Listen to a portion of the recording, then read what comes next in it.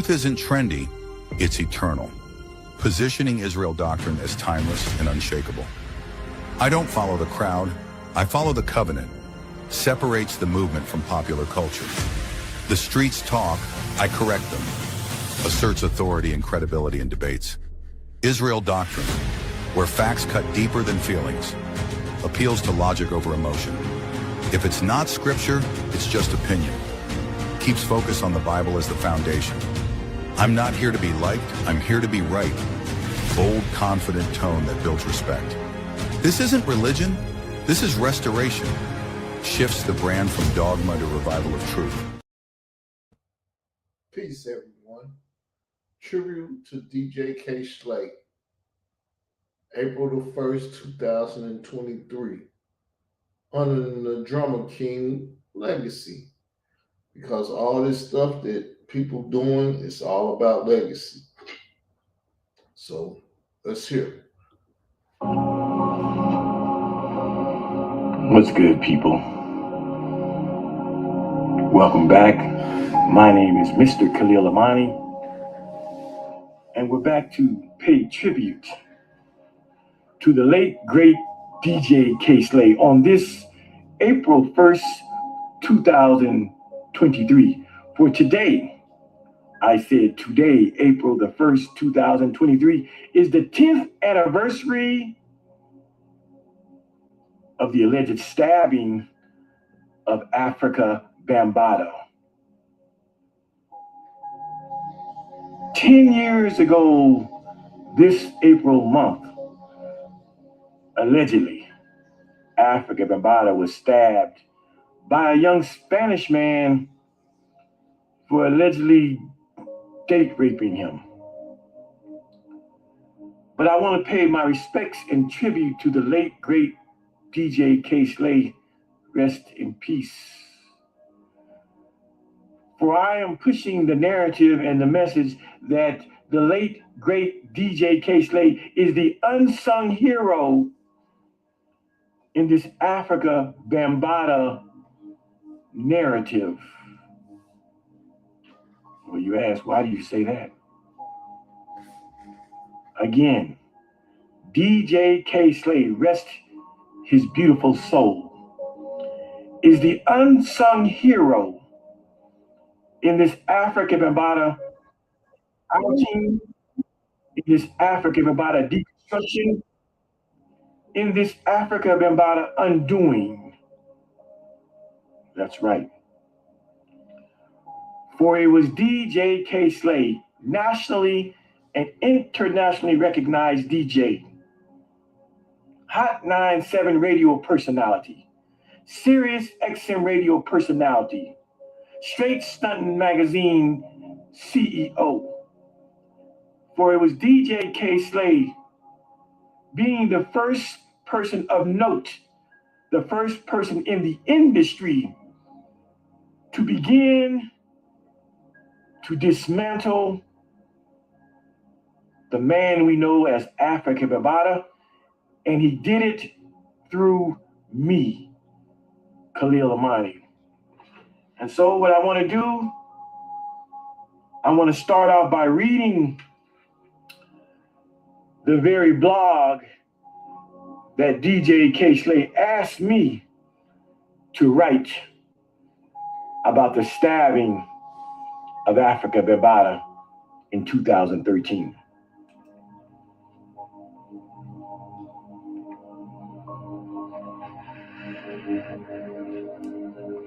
Here we have it.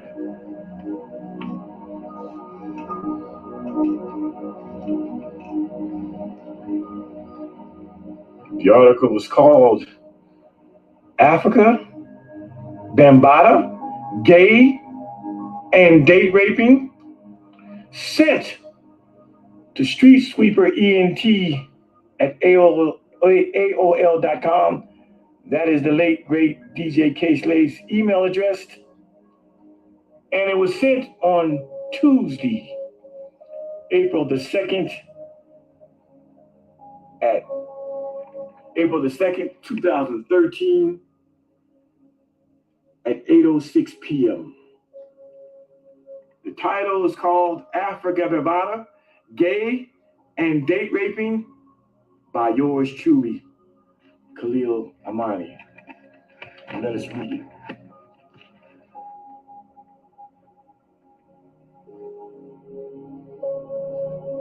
Let us read it. Get our camera right.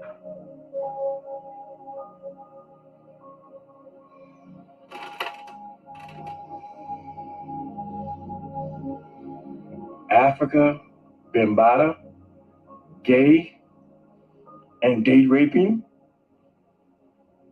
by Khalil Amani, 2013. As dirty as a project hallway, as stench-filled as the New York subway system, as pissy as a dead-end alley where all manner of licentiousness goes down. Some rumors find legs and walk their way right into our lives, whether we like it or not.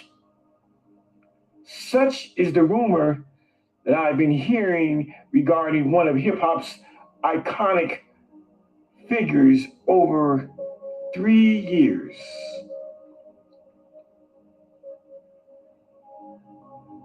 If you lived any kind of life, you just might have a skeleton or two in your closet. I know I used to until I wrote a book and aired myself out. And no, it wasn't that I had gay relations. The good book says, "For there is nothing hid which shall not be manifested, neither was anything kept secret, but that it should come abroad." I'll probably lose what little hip hop and Twitter followers I have for this one, but it's high time someone had the courage to bring one of hip hop's iconic figures out of the closet. It's just effing time hip hop came to terms with its gayness.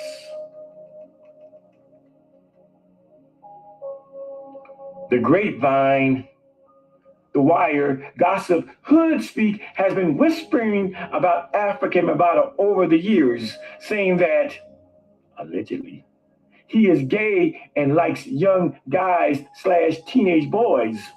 Niggas in New York say it's true, but have kept that ish under wraps.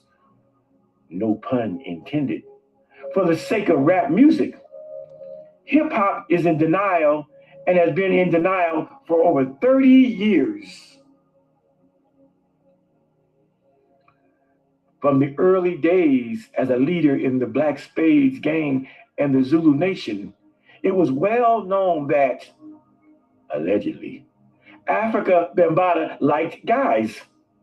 If it's a lie, then the hood is lying on him. I ain't making this stuff up to shit on the man. I'm just a lowly blogger with a scoop.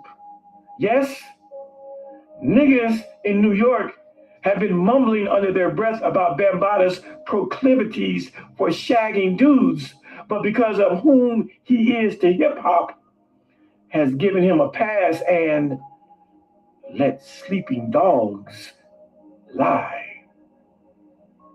Bambaataa's influence on hip hop, pop culture, coupled with his known street fighting game, has kept the hood from airing him out.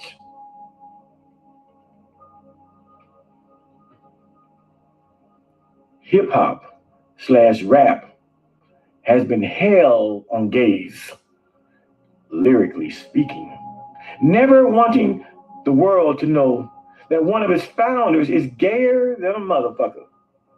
The very mention of homosexuality ruffles these rap niggas' panties, but its founder is gay? As the saying goes, those who protest most are most suspect. Perhaps that's why hip hop is so homophobic. Hip hop has something to hide, and that is that the streets are whispering that its founder is one of those gay dudes. Now comes the most damning rumor. That is, Mr. Bambaataa was recently stabbed. Why? From what the streets are saying, he allegedly pulled a Rick Ross, slipped some kind of date rape drug in another man's drink, which caused this dude to pass out.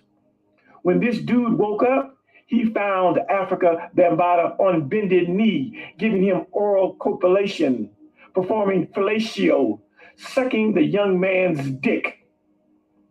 This cat put that steel blade to Bambaataa, I'm being told.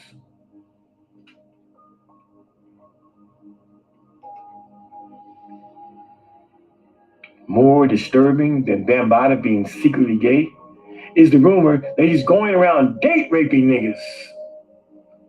The fuck has happened to hip hop? Could this be the scandal that brings down hip hop's homophobic house? That its founder is gay? That hip hop has been perpetrating the fraud, talking that rough, rugged, and raw heterosexual ish while taking it up the anus? My New York sources are reliable as fuck. And a good reporter never gives up his sources and connects, so don't ask me. The streets talk and have been talking about Africa Bambaataa being gay. To some, this is old news, but for the wide world of hip hop, this is jaw dropping. I've had intel on Bambaataa, allegedly, being gay for 3 years now, but this latest hood news of him being knifed for sucking a dude off without his consent is more than I can keep under wraps. It took some deep, conscious thought to put this blog out, but I know sooner or later it's all going to come out. It's time for Africa Bambaataa to step up to the plate and deliver the goods. Tell the hip hop world that you're gay, and tell the hip hop world to finally let go of its homophobia. For verily I say unto you, hip hop is on the verge of a new era. And there you have it, people. That is the article that I wrote in 2013. All right, let me turn the camera around and we'll get to talking. See my backyard?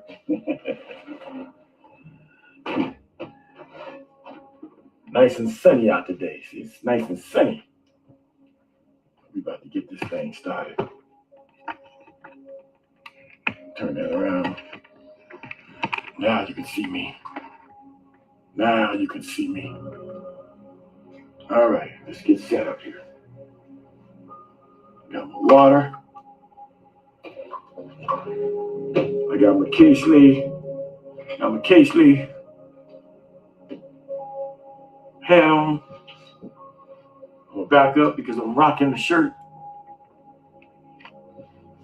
Straight Stunting magazine. That's what we doing.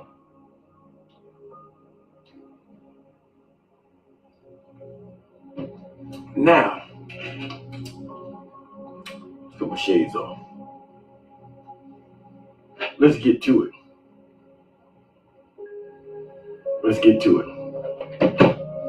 I'm your host, and my name is Mr. Khalil Amani. And this is the 10th anniversary of the alleged stabbing of Africa Bambaataa.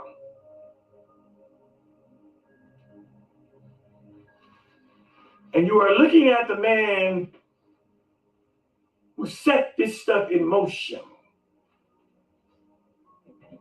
Again, we're talking 2013, not 2016. And I want to say on this 10th anniversary of the Africa Bambaataa stabbing, this will arguably be the last time that I speak on this subject and go over the details of my involvement in the Africa Bambaataa narrative. Frankly, I'm kind of tired of talking about this. But I'm doing it to keep the narrative strong, keep it alive, and let people know. And I'm doing it for my good friend and my co-worker, the immortal and incomparable DJ K. Slade. I was a writer for DJ K. Slade's Straight Stunt magazine for 10 wonderful years. That's how I got the story. Now, before I go into this story, let me tell you what I was doing in 2013 in case you think I didn't have no life before the Bambaataa story. I said, let me tell you what I was doing in 2013, lest you think that I'm a clout chaser and I'm looking for fame and fortune, and I was looking to, get in to the hip hop's inner circles and all of that jazz. Well, what was I doing in 2013? Number one, I was writing for the world's most dangerous hip hop site, allhiphop.com. If you don't know, I said I was a staff writer for arguably the most respected hip hop site in the world, allhiphop.com. I was writing hella editorials for Grouchy Greg and Chuck Creekmere, the owners of allhiphop.com. But even bigger than that, in 2013, Khalil Amani was appearing on national television because I had my own narrative and I had my own story to tell about being in a religious cult back in the 80s. And so coincidentally, while I am wrestling with the African Bambaataa narrative, as you see, I wrote that article on April the 1st, 2013. While I was dealing with that, I was being featured on national television, on the Biography Channel, on a show called Escaping Evil, My Life in a Cult. And I want to show you a little clip. I'm giving you the background and the backdrop and the setting of 2013 before this African Bambaataa lands in my lap. I wasn't just sitting in middle America doing nothing. I wasn't just waiting on a great story from somewhere to pop up so I can gossip. I was doing my own thing. I was doing something like, let me show you what I got here. I just want you to understand that I had a life outside of this Bambaataa thing. That I wasn't sitting there as a nobody in middle America waiting on something to do. And that's a fact. I was actually on a show back then called Escaping Evil, My Life in a Cult. Again, this is 2013. And I'm going to play just a little clip and you'll see. It's called Escaping Evil, My Life in a Cult. It aired in 2013. Let me play a little clip. My name is Khalil Amani. Most of my formative childhood was in Miami. And 7 of us, 4 boys, 1 girl, mom and dad, full household. Before he becomes Khalil, He is born Lloyd Banks in 1960. As a kid, he has no idea he would one day renounce his birth name and fall under the spell of a violent cult leader. I grew up as a Christian in the Baptist church. I've always been a child who wanted to go to church. I was baptized at about 10 years old. So I was always a spiritual kid. My relationship with my father was non-existent. Never held my hand, never hugged me. Although he was there the whole time, clothed us, sheltered us, but he never had a relationship with us. Like there was never a day when we went out to the park, played ball. He never rolled around on the living room floor with us. We just there, high and by, nothing more, nothing less. The only time my father touched me is when he was spanking us. I don't know my father's touch. Never had. His emotionally distant father creates a void which Lloyd seeks to fill through other role models. When I was in the 5th grade, I actually had a social studies teacher who was really good at just allowing us to see what was going on. We're talking about 1968, when you had like Kent State and Vietnam War, and women's lib was coming of age, the Black Power movement. We were talking about it in school, but I'd go home and I wasn't reinforced at home. By the time Lloyd is in college in 1979, he views religion with a more open mind. One of my biggest hang-ups by this period was like, why is Jesus white? The guy's from the Middle East, why is he looking like a European? Okay, that's enough. I just wanted to give you a glimpse of my life back in those days. 2013. During the same period that the African Bambaataa story is dropped on my lap. Yeah. So I wasn't no bum ass, Rudy Poot ass nigga sitting on YouTube where, I was doing things. I was doing what you just saw, appearing on the biography channel, national TV, telling my cult story in 2013. I was also over here writing for Chuck Creekmere and Grouchy Greg, allhiphop.com, putting out hellacious editorials for those brothers.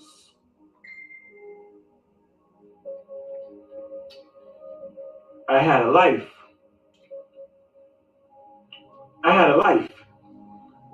And thirdly, I was writing for DJ K-Slay's Straight Stuntin' magazine. I had started writing for them in late 2008.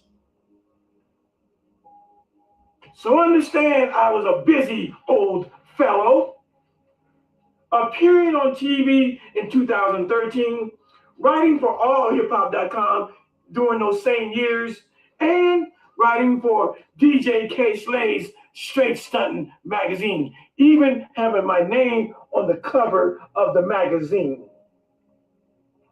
Mano on the front cover, Busta Rhymes on the back cover, and Khalil Amani on the back cover. I was popping.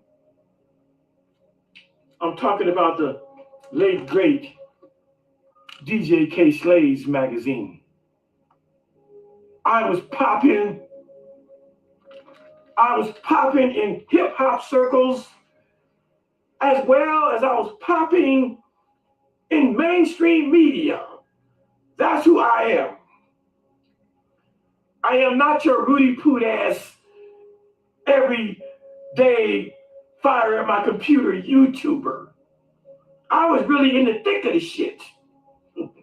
I was dealing with the Bambaataa story in 2013, and I was dealing with my own narrative, my own story, my own life, where I have a great story that I was trying to tell to whoever will listen. So in 2013, that was my third national TV show, going back to 1988 when I was on CBS's West 57th Street. In 2010, when I was on the biography channel, I Survived a Cult. And now in 2013, I'm on the biography channel again, talking about escaping evil. I don't mean to talk about myself so much, but it's clear to me from listening and watching YouTube that people don't really know who I am. And so I toot my own horn, and this is Khalil Amani's world, so I tell my own story. If you don't like it, change the channel. But I was really about something back then as I am today.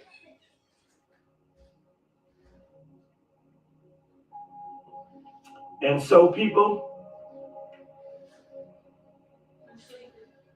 it was 10 years ago today, April 1st, 2023, which is when I'm making this video.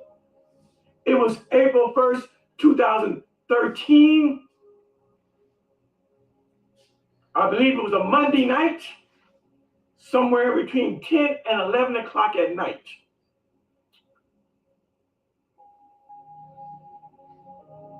"2,000 miles away in New York City, Africa Bambaataa was allegedly date raping a dude." Now, when you listen to my article, it's clear that I'm not really focused in on pedophilia at that time. At that time, people were talking about who's gay in hip hop, who's not. Another brother before me had written a book called Hiding in Hip Hop. Terrence Dean, I believe his name was. Today, he is Dr. Terrence Dean. He was an industry insider who had written a book called Hiding in Hip Hop, or Not Hiding in Hip Hop, or something like that. Hiding in Hip Hop. And back then, you had the Wendy Williams, and you had all of these people. You had the different YouTubers and different people who were speculating that P. Diddy was gay and that this person was gay and that person was gay. So it was under that umbrella. It was in that scenario in which my article came out, where I wasn't really looking at Bambaataa as a pedophile, because for all intents and purposes, I didn't know the age of the dude that had allegedly stabbed Bambaataa. I didn't know his age. I believe the New York State statute of age of consent in New York is 17. So the guy might have been of legal age. He might have been 17, 18, 19, 20, however young he was. And he might have been 14, 15, 16. But because I didn't know, as I don't know today, the age of the gentleman who allegedly stabbed Bambaataa, and because also I'm a gay rights advocate, more specifically a gay rapper advocate, more specifically, where's my book? Where's my book? Where's my book? Where's my book? Where's my book? Where's my book? Yeah. More specifically, having written the first book about homophobia in hip hop way back in 2007, that explains the angle that my article comes from. That was 10 years ago. We are more advanced now. We understand that it's not about African Bambaataa simply being a gay LGBTQ or SGL brother, the same gender loving brother. That's not the issue no more. Back then, that seemed to be the issue. Just Bambaataa being gay. I said Bambaataa being gay in 2013 was a big hoo-ha. We hadn't yet honed in on the fact that this dude might be a pedophile. I'm explaining that for people who are wondering, why does my article seem to talk about Bambaataa being gay, and not Bambaataa being a pedophile. Because back then, we weren't really honing in on that. And when the story was given to me, it wasn't given to me under the umbrella, under the shading of Bambaataa being a pedophile. It was given to me, Bambaataa was a gay dude. And that's why you don't see the word pedophile in my argument, in my article. We had not yet looked at it just that deep. And so while YouTubers today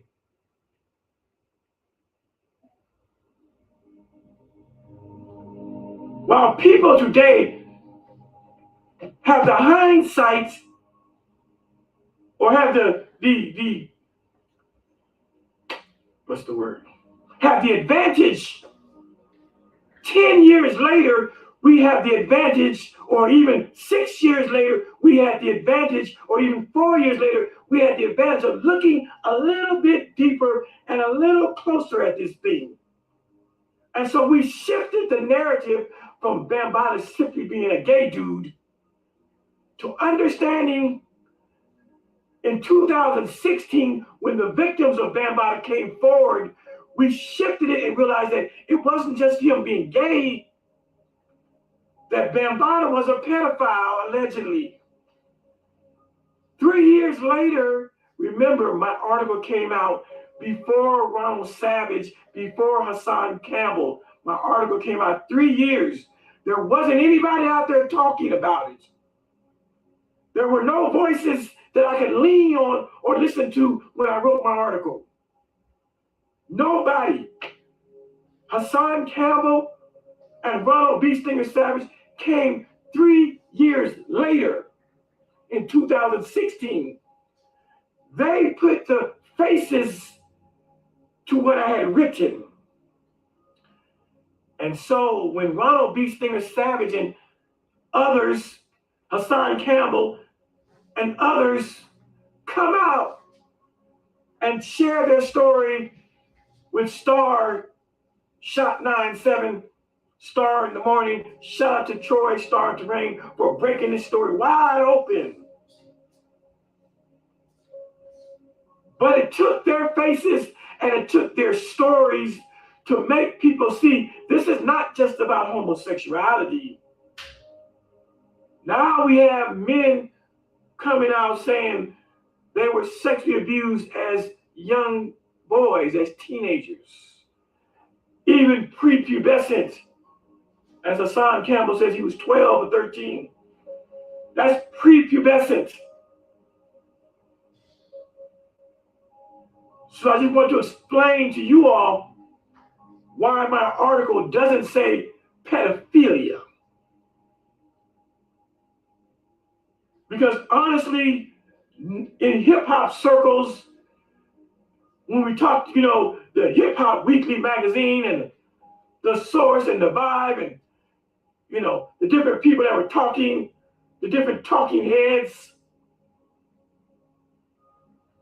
the different people on radio, the dude who wrote a book about gays in hip hop, the focus was not on pedophilia in 2013 and before that. The focus was about who is gay in hip hop. Is P. Diddy gay?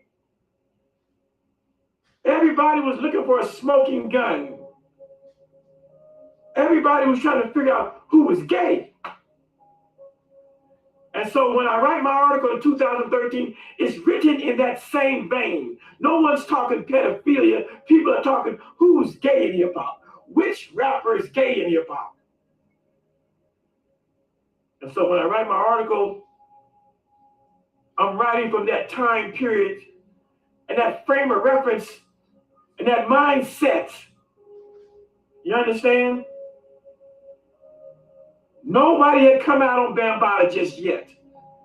All I had was a scoop about a story about a stabbing. No one knew the age of the young man.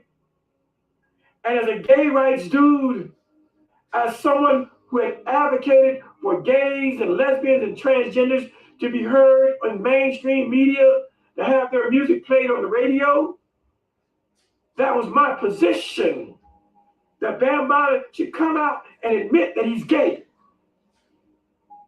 I didn't have the information about the pedophile stuff just yet. Although I was told that the man that Bambaataa allegedly molested, that he was young. Young doesn't mean pedophile. And if you want to get even more technical,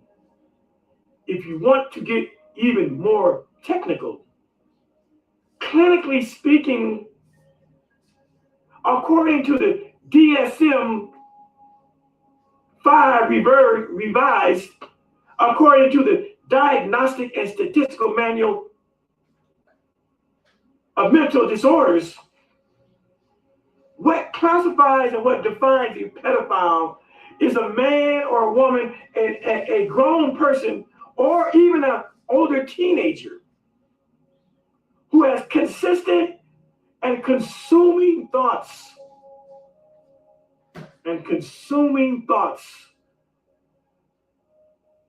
of having sex with children who range between the ages of 10 and 13. That is the definition, that is the clinical definition of what a real pedophile is. And because I'm not a doctor, I cannot diagnose, because pedophilia is an actual clinical diagnosis. Although we throw the word out there, I said we throw the word out there all the time.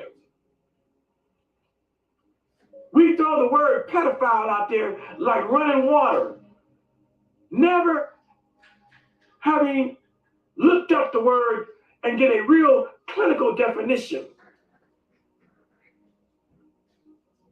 And some of us, and most of us, don't know that pedophiles can even be teenage children. A pedophile can be a 16, a 17-year-old. Did you know that? You thought pedophilia was only adults messing with children, but that's not the definition of pedophilia. The definition by clinical terms, according to the APA's, the American Psychological Association's Diagnostic and Statistical Manual of Mental Disorders, aka DSM #5 revised, the clinical definition is a man or a woman, is anyone from 16 to 100 years old who's got a fixation, a sexual fixation and urge to have sex with prepubescent children. That's from 10 to 13.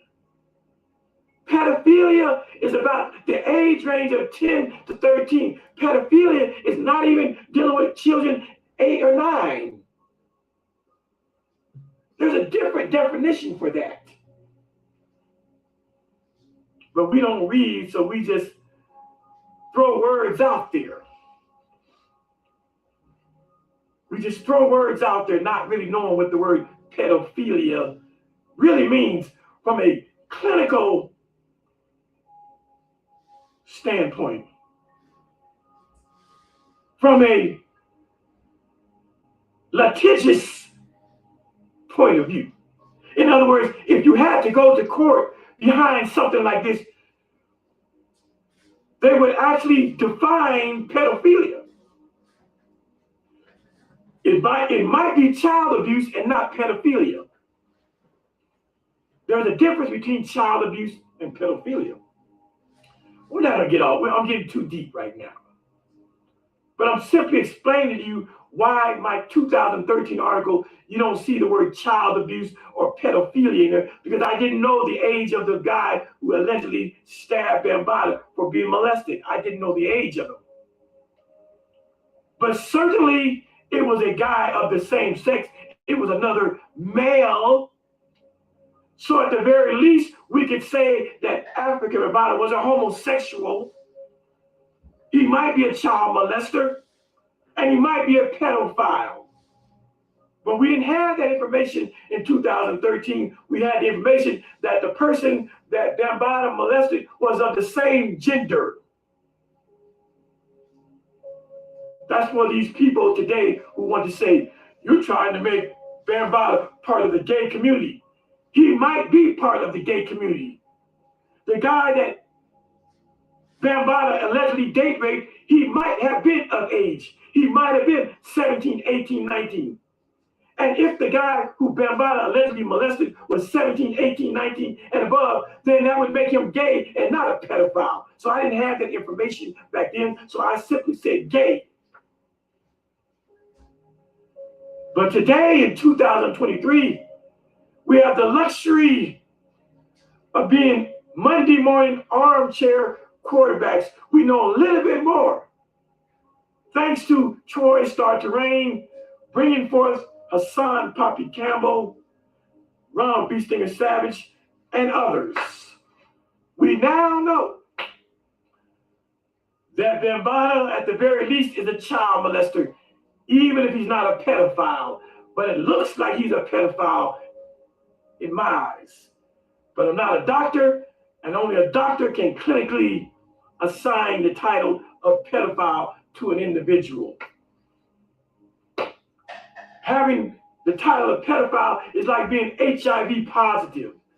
It takes a lab test, a blood test, to be read and interpreted by a pathologist and given to a doctor to make that definition and diagnosis that this person is HIV positive. The same thing happens for the word pedophile. It takes a clinician, it takes a psychiatrist to sit down and listen to a person's story to make that clinical diagnosis that this guy on my couch is actually a pedophile. He has obsession. He has a mental obsession with children that range between 10 and 13. Clinically speaking, he's a pedophile. But I want to talk about that night. For the last time, I'm going to talk about that night. For it was April the 1st, 2013. Khalil Amani, me, I was sitting on my couch here in Middle America, about to call it a night, jump in the shower, go see my wife and handle my husband duties. That's what I was planning to do. When the phone rang on that Monday night, and I picked it up and I realized that it was my hip hop boss, the good, immortal, slap your favorite DJ, the drama king, DJ K Slay, rest in peace. He was calling me on a Monday night. If it was 10 o'clock or 11 o'clock here in Denver, it would have been midnight or 1 o'clock in the morning in New York City, for I am 2 hours behind Eastern Standard Time. And so when I saw that it was my friend and my boss, DJ K Slay, I immediately grabbed the phone, thinking that he was calling me to give me or to ask me for a new article. Because he always called me usually kind of late. What's up, Khalil? Hey, what's up, Slay? I need another article. I got a new straight stunting magazine coming out. I need an article, brother. And I say, I'm right on it. I'll send you one in the morning. I'll send you one in the hour. Because I always had lots of articles written in the chamber. I didn't have to start writing when K Slay said, I need another article. I already had a whole chamber full of articles on various subjects. All I had to do was go to my little vault and go, let's see, let me give K-Slave this article about Rick Ross, or let me give him this one about Gucci Man, or let me give him this one about, men washing their cars, or let me give about the gay hip hop. I had a whole lot of articles. And so when he called me on April the 1st that night, that Monday night, I thought he wanted an article. And when I picked up the phone, the first thing I heard, when I said, "What up, Slade?" The first words I heard was, "I'm tired of this shit." I damn near dropped my phone. Whoa. In an instant, I searched my mind and brain to see what was K-Slade talking about. He said, "I'm tired of this shit." And I said, "Oh my God, what have I done to offend the drama king?" Oh, I know how you give it up.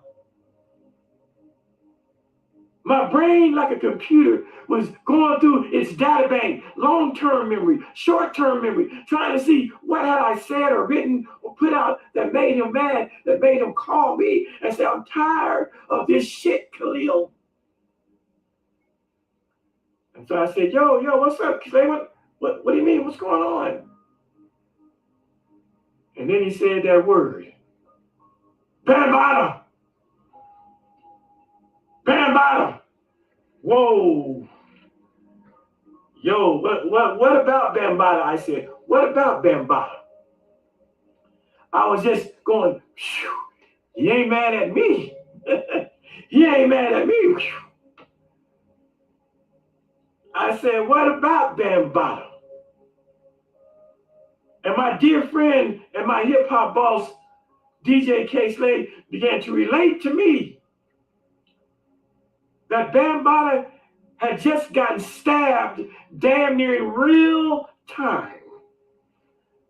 That I was receiving this information about what was going on in New York damn near just after it happened. I'm sitting in middle America, in Denver, Colorado, on my couch in boxer drawers, getting the intelligence that the godfather of hip hop had just gotten stabbed for allegedly date raping a young Spanish man. And so K-Slade relates to me. He says, I was walking in a store, a bodega or something, and dude pulls up and says, yo, you heard about your mans? And K-Slade said, who my mans? What are you talking about? Bambada. Dude just got stabbed. Yeah, he said he date raped a dude. Put something in his drink. Dude fell asleep.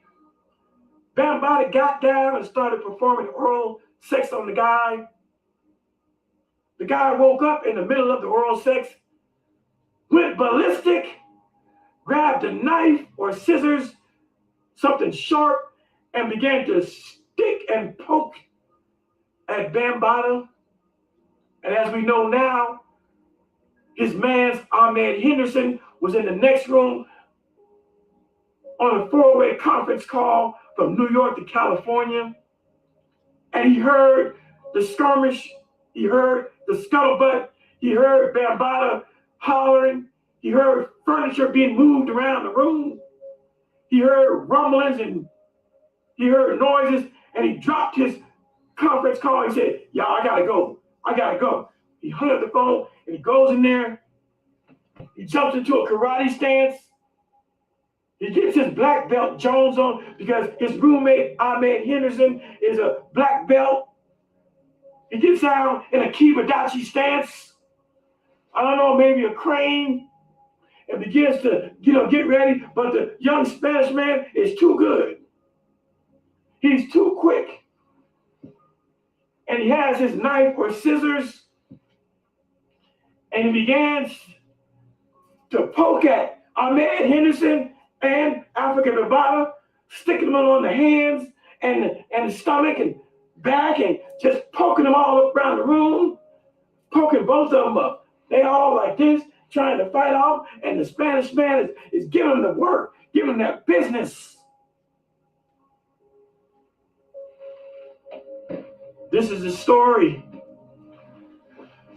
with some embellishments that was relayed to me by DJ K-Slade on the night of Monday, April the 1st, 2013, exactly 10 years from the making of this video.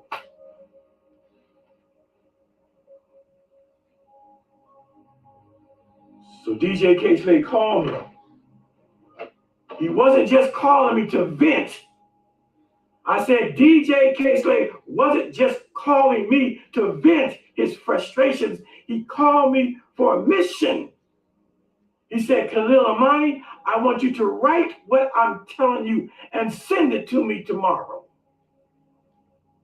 He said, I'm tired of Bambaataa. He said, this has been going on for years. It's time to put him out there. That's why I think I'm going to call this video DJ K-Slade, the unsung hero. The unsung hero. DJ K-Slade recognized that something had to be done about Bambaataa messing with the children. But because DJ K-Slade was a nationally and internationally recognized DJ, heavy in the rap music industry, he needed a voice. He needed a voice to voice his concerns about Bambaataa, and he used me. And I was glad to be used, because there's a saying, everybody can be used for something. But if you can't be used, then you're useless. And so I allowed DJ K-Slade to use me to out Africa Bambaataa. Now let's go to the backstory for a minute. That was 2013. Let's go back about 5 years to about 2008. And let me tell you the beginnings of me and DJ K-Slade's business together.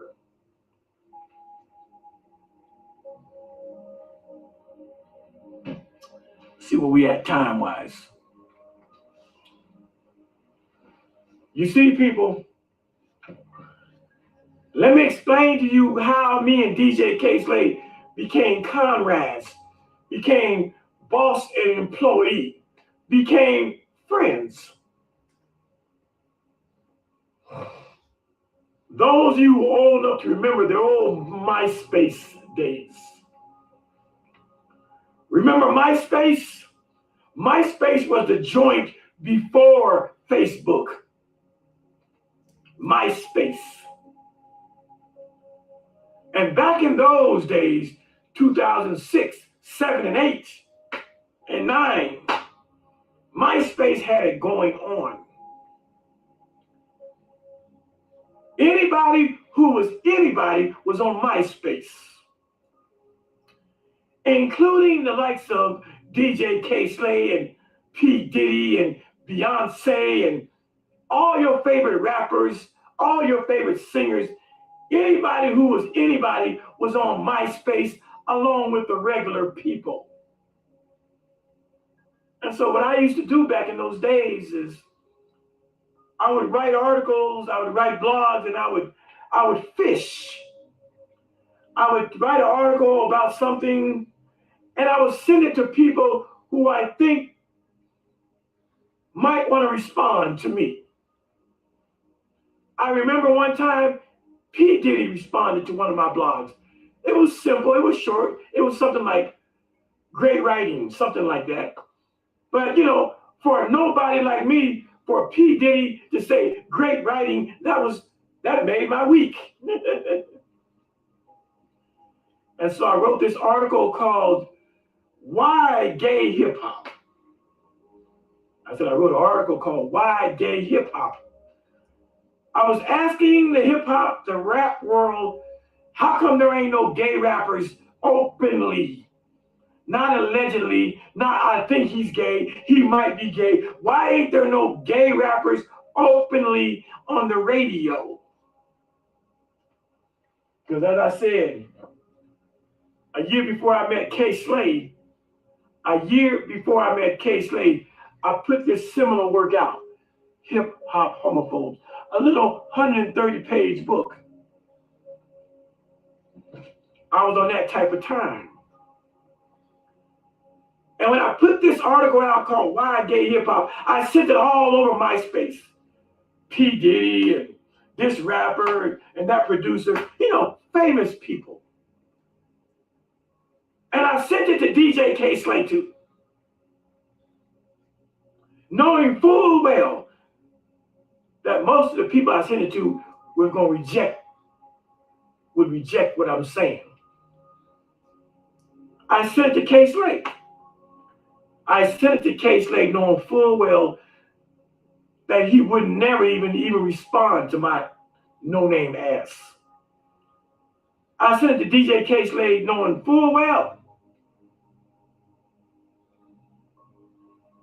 that he was too big to be talking to a man like me. But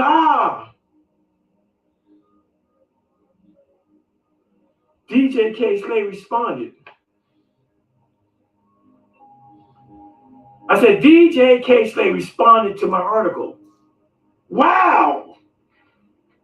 A man like DJ K Slade, the man who refereed the Jay-Z and Nas beef war of words, the dude who was banging out Buffy the Body,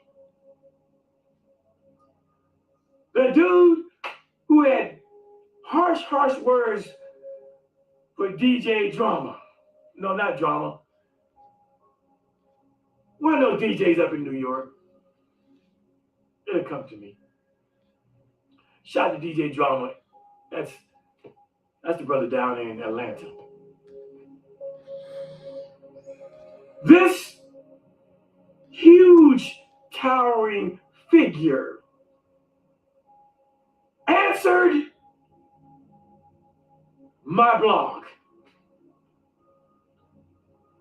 I was so super elated and delighted that I had gotten the ear and eye of a real hip hop insider. It didn't matter what K Slade's position was. I respected the fact that he took the time to answer little old me. This is 2008. I said, this is 2008. And so he answered me through the emails on MySpace. MySpace has you can send messages through MySpace. He answered me back. And he wrote me a pretty long and rough denial. He responded in the negative. He said, hell no. Ain't no gay rapper, got nothing to do with no hip hop. Rap music is about heterosexuals. Rap music is about hardcore street stuff. A gay dude ain't got no business in rap music is basically what he said. And of course, I wasn't going to let him off the hook now that I had him on the hook. And I responded. And because I'm a writer and he's a DJ, whose words do you think stung the most? And I answered him back. I rebutted what he said. And I thought that was going to be the end of it. But K Slade was not leaving the stage without a fight. He shot back with another email. Whoa. Long-winded email. Basically saying the same types of things that a gay dude ain't got no business in hip hop. And me and DJ K-Slade went back probably 8 or 9 emails back and forth having that discussion about gay rappers. He was anti and I was pro. And after we went about 8, 9 emails deep, it was time, it was over. I thought it was over. And I said, that was pretty cool. That was pretty cool that a nationally and internationally known DJ would actually entertain little old nobody me. Mind you, this is 2008. And right when I thought it was over, I was up late one night, probably about midnight, Denver time, which means it was about 2 o'clock New York time. I'm on MySpace and my light goes off, which means I have a message. And lo and behold, it's DJ K-Slade again. And his message was, call me. And then a number.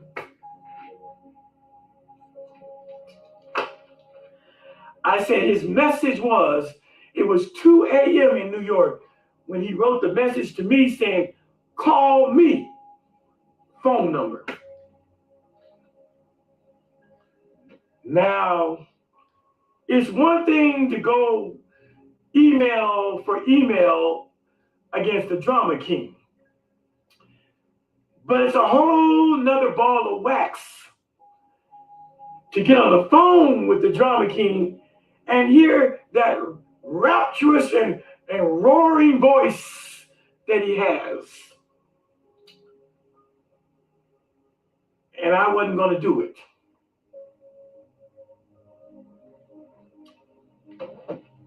I can admit to you all that I turned into a whole bitch. I turned into a bitch-ass nigga. That I didn't want no parts of a phone conversation with legendary DJ K-Slade. Even though he was in New York and I was 2,000 miles away in Denver, Colorado, I didn't want no smoke with the Drama King. I am not going to call him so he can curse my ass out via the telephone. As a matter of fact, if memory serves me correctly, I shut my computer down and went to bed. Because he could see that I was on MySpace at the time. I shut it down. I didn't want no parts of it. And I was so shook the next day that when I turned on my computer and went to MySpace, I was shook to open up the app, the MySpace app, because I didn't want to see another message. And sure enough, there was another message from DJ K-Slade. And it simply said, call me, bro.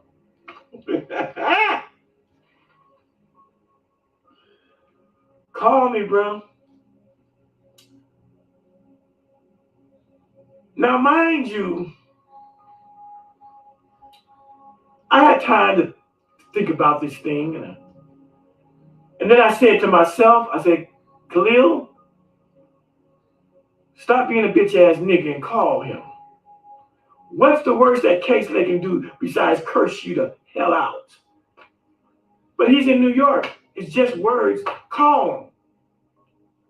So I mustered up the strength and I called DJ K-Slade a day or so later. I called.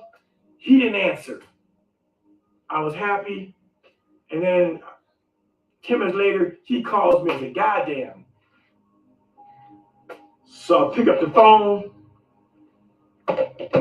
I got my boxing voice on. I'm ready to box with this nigga because the nigga told me he ain't feeling what I'm talking about. So my mind is like this. My mind is like, ready. I'm ready, nigga. What? I said, hello, Khalil speaking. I am shook, people. I ain't never been that scared to take a phone call in my life. But I admit to you, I was afraid to take K. Slay's call. And when I said, when I mustered up as much energy to sound like a man as I could, because inside I sound like this. What's happening, Mr. K. Slay? How you doing, Mr. K. Slay? But I prayed when I opened my voice, I'd have a man voice, because my insides felt like a whole bitch. And I said, hey, Khalil Money speaking, what's good? And I waited for the nigga, I told you I don't fuck with that gay shit. But that's not what I heard. What I heard was a very calm and peaceful man. Hey, it's K. Slay. How you doing, man? Hey, I'm good. How you doing, K. Slay? How you doing, K. Slay? I'm good, man. How you doing? Good. After the pleasantries and the introductions, 1 second. Come on in. Come in.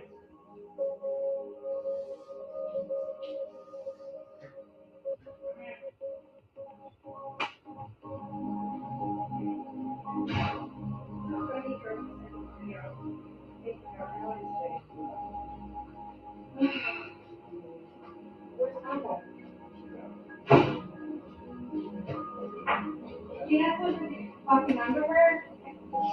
You can keep it so hot outside. Hold on. I'm in the middle of a video. Oh, gosh. Be right with y'all. Be right back. Hold that thought.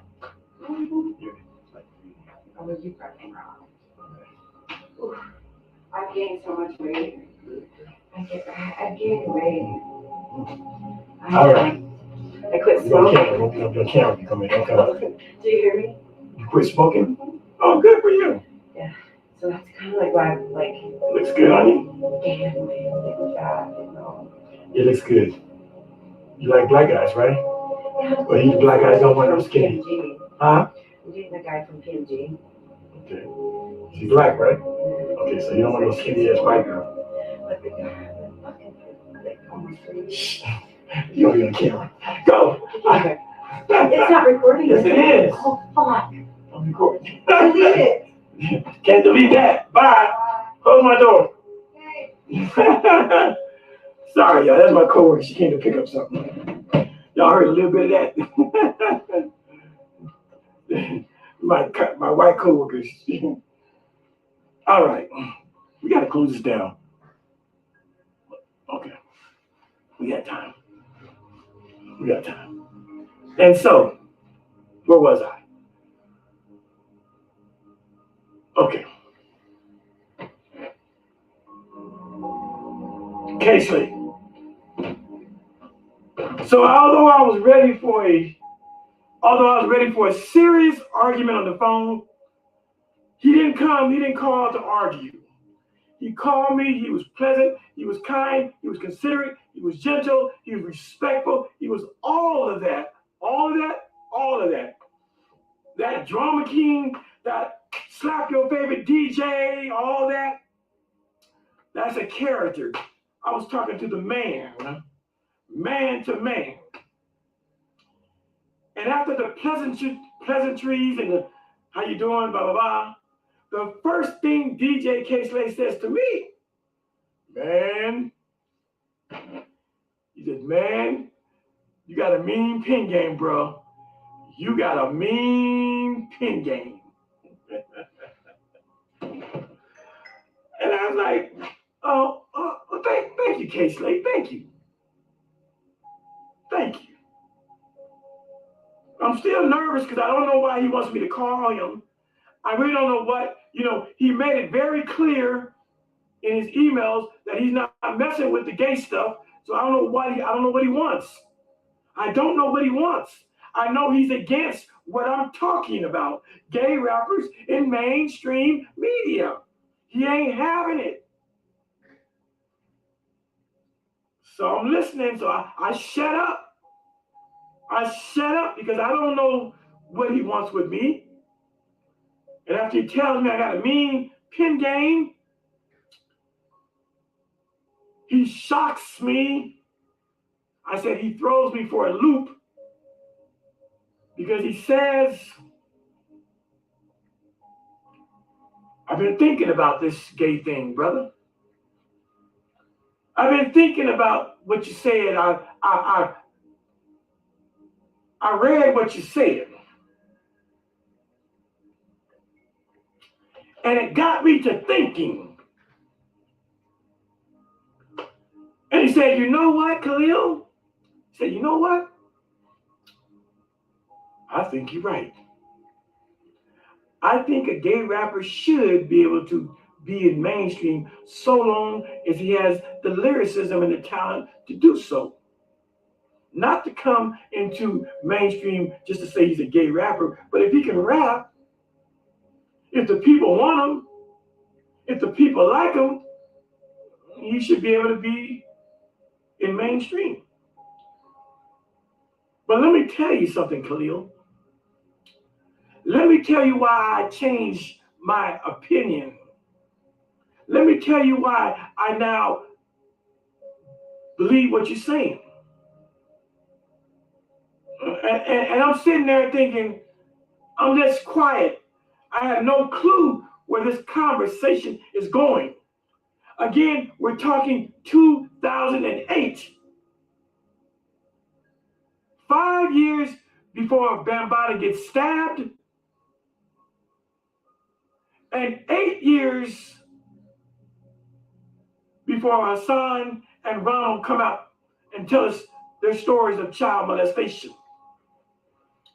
In 2008, I'm on the phone in Colorado when DJ K-Slaves says to me, the reason I changed my opinion because of Africa Bambaataa.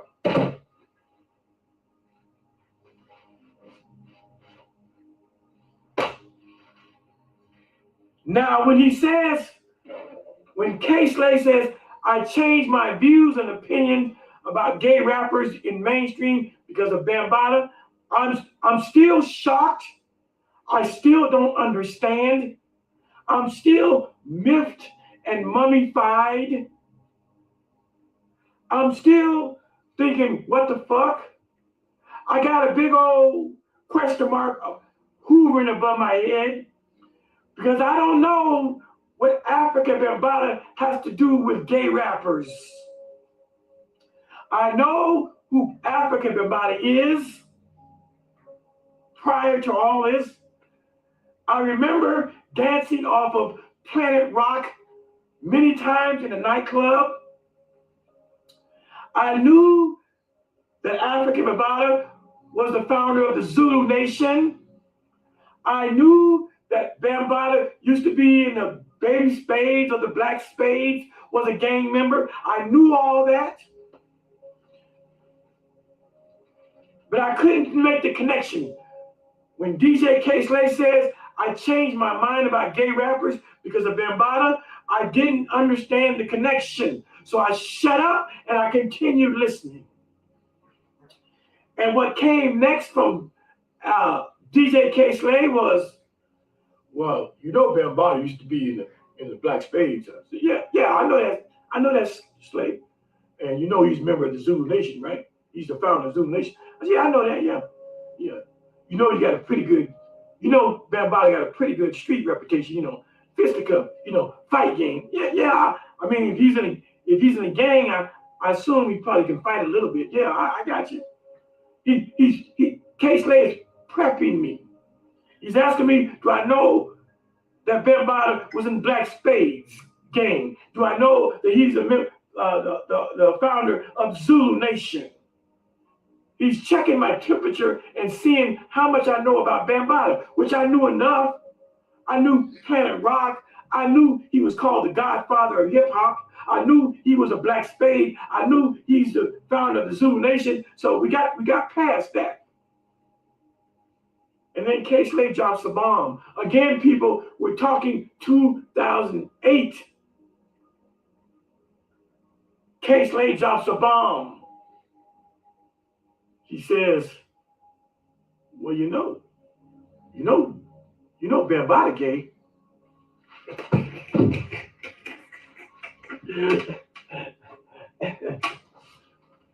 I said, K-Slade said, well, you know Bambaataa gay. Jesus Christ. Jesus H. Christ.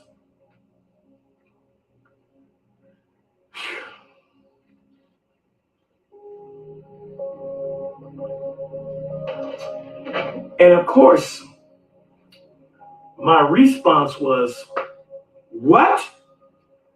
You mean the Godfather of hip hop? You mean the man who made Planet Rock? The founder of the Zulu Nation? Black Spades gangster is a gay dude? Nah, Slade. Yes, he is. Jesus Christ. I said we're talking 2008. And so K-Slade goes on to tell me that a man like Africa Bambaataa, who got, impeccable street credibility, a known street fighter, a known gang member in the Black Spades, founder of the Zulu Nation, if this gay dude, Bambaataa, had a hit record, Planet Rock, if this gay dude named Bambaataa, if he can enjoy mainstream success being a gay dude, then why can't another gay dude or a lesbian chick enjoy that same respectability, that same success? That was DJ K-Slade's rationale for changing his opinion about gay rappers, because he told me in 2008 that Africa Bambaataa was a gay dude.